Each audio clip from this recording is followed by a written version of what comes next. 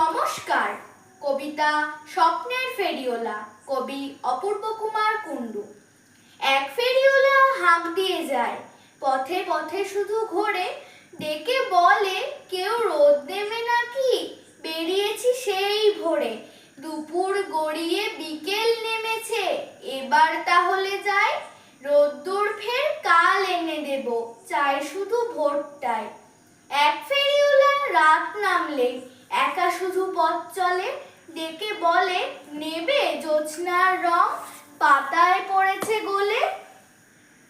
এইভাবে শুধু ডাক দিয়ে যায়, বলে রাত নেই বাকি, জ্যোৎস্নার রং ফিকে হয়ে আসে, দেখো ডেকে ওঠে পাখি।